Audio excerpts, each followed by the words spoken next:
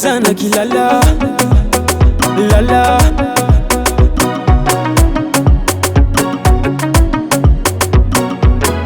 Efa matetiky za tato ato zegny famaly amy madamo. Zaho ataony maditra zegny fa za mifamatra.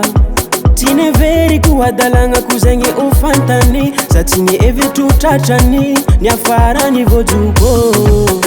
Za tsy nafantatry zegny namany madamo. De nizingeko modina gneky izy kofa nizingeko. Fô arivariva nirava niasa za mbona sainy nandalo.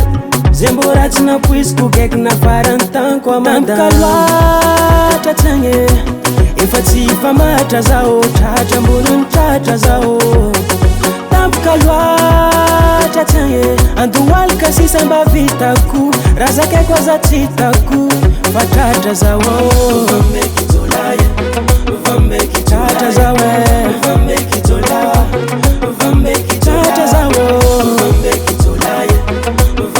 tratra zaho.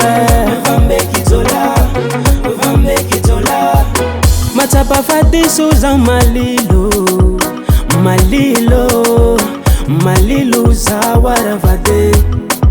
Eko nagnano adalagna zao fara mety aza yalano. Azafady zao aza yalano. Mama manomboka zoko mirava miasa za defa ntragno. De ko sengisengo mbola toato za fa tsy agnano. Aza yalano ro fa maty za we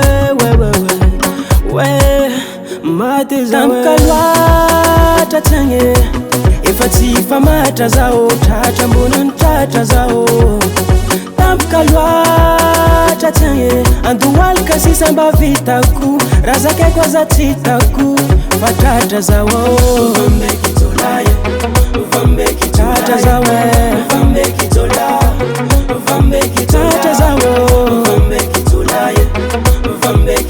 zaho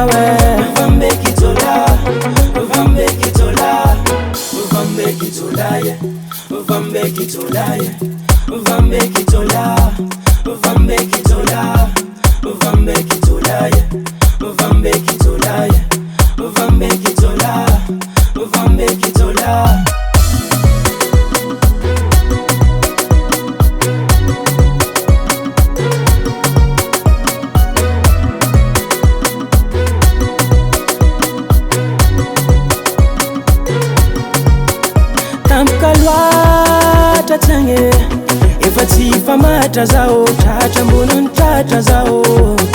Tampoka loatra tsagny andohalika sisa mba vitako. Raha zakaiko aza tsy hitako fa tratra zaho. Tratra zaho